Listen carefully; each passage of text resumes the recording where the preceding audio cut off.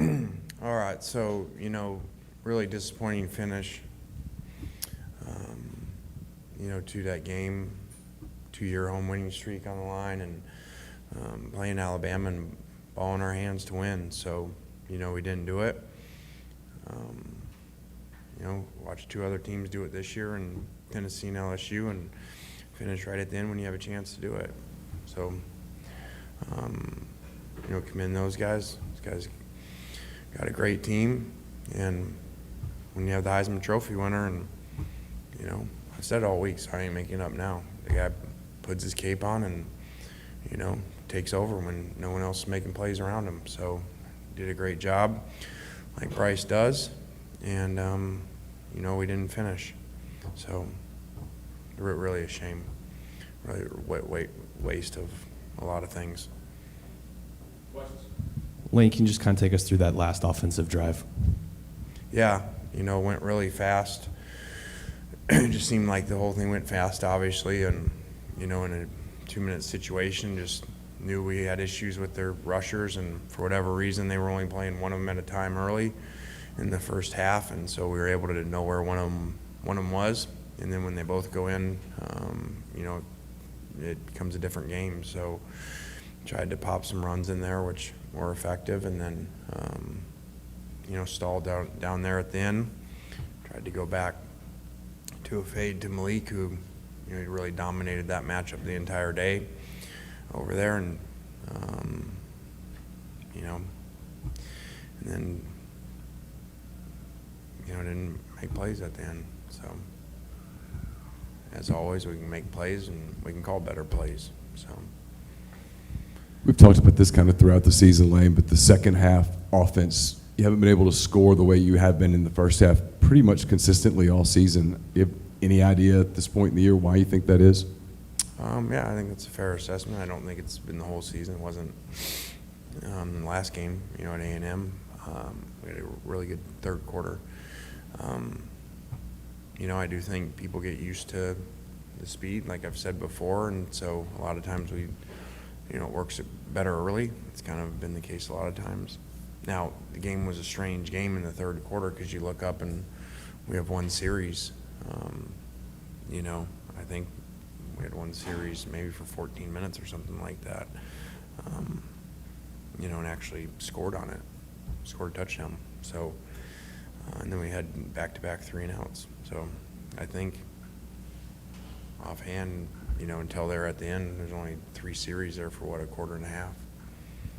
I think you held Alabama to, 22 yards in the first quarter. And just in the first half in general, what do you feel like was kind of working defensively?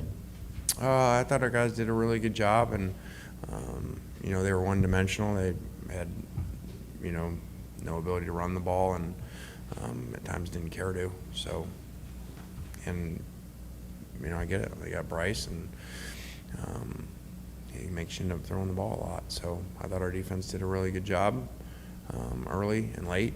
In the middle, not as great, but plenty good enough to win.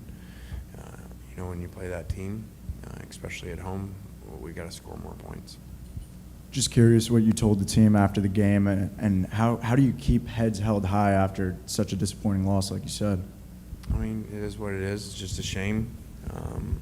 Unfortunately, it's going to be one of those games. I didn't say this to them, but it is. It's going to be one of those games you remember your whole life that it was right.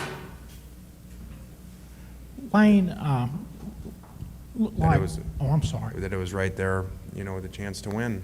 So, and to me, you'd always rather have the ball than be playing defense against Bryce. So, to have the ball in our hands, chance to win. I actually, not that it mattered in the play calling and what was going on, but, as we were driving down there, I would have taken the score, don't get me wrong, but it was almost like as we took a little more time in the red zone, I was saying, okay, this is good. We obviously just still want to score because I really didn't feel like handing him the ball back with, a minute left.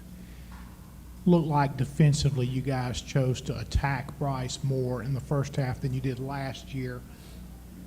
Is that so, and what did you think of that strategy?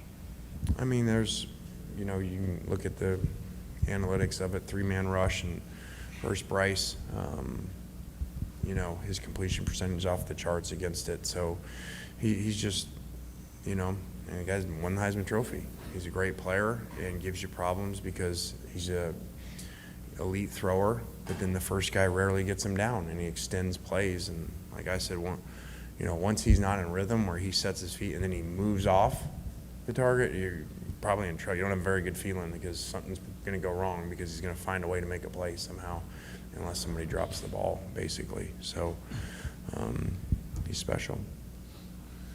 Lane in the back, how critical is that fumble at the end of the first half, or you know, it turns into a touchdown and the momentum kind of swings going into halftime?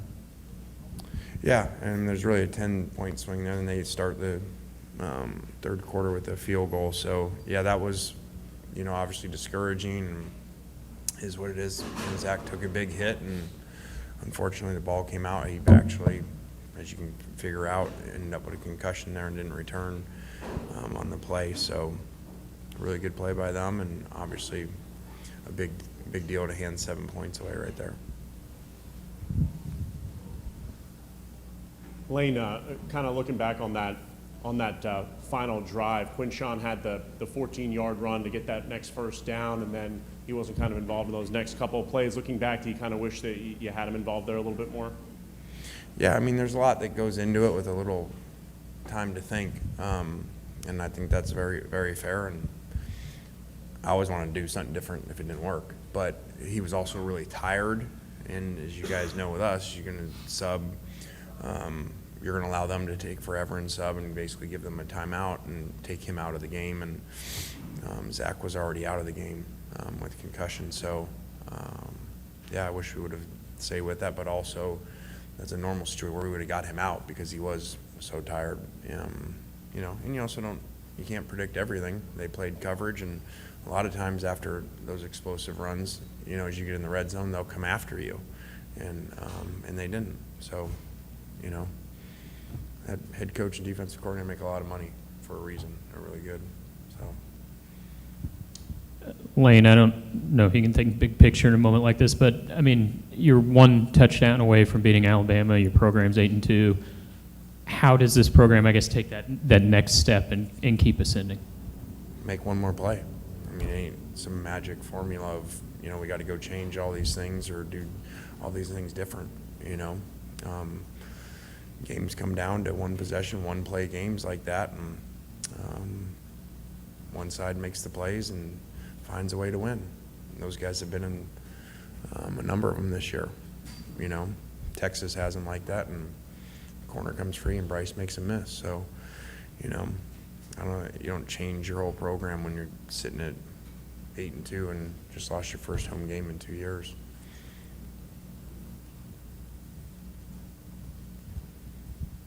Do you have any positive takeaways from a game like this? I mean, not right now.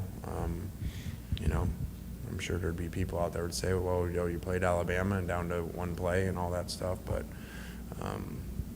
and these usually get worse by the hour, you know, because it sinks in more and more, everything that was at stake there and how hard you work all off season during a week of preparation, all that stuff. And one play losses are always the hardest.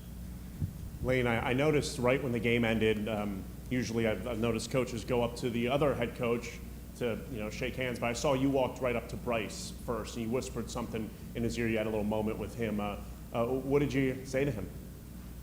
Yeah, I probably shouldn't share what I said to him. He's an unbelievable player, put the team on his back again, like he does.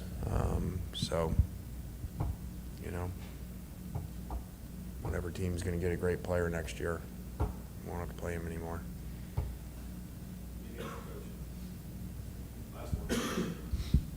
I guess even in defeat, Judd can still rush for 135 yards against one of the better rush defenses in the country. I mean, just kind of assess just what you saw through him just throughout 60 minutes. Yeah, I don't, guys, you know, let me just explain it really well. I don't really give a shit about how many yards we had, how close the game was. We didn't win the game. And 2 years ago, we walked off this field, and I said, we didn't come here to cover spreads. We didn't come here to play what at the time was the #1 team in the country close. So all these things about, well, you did this good, and freshman running back, it doesn't matter. We didn't win the game. So, you know, maybe some other places that's good, or it's been here and good in the past. It ain't good enough. We came here to win, to beat Alabama. We didn't do it. So we're 0-1 today. So. Players will be in short. Thanks. All right, thanks.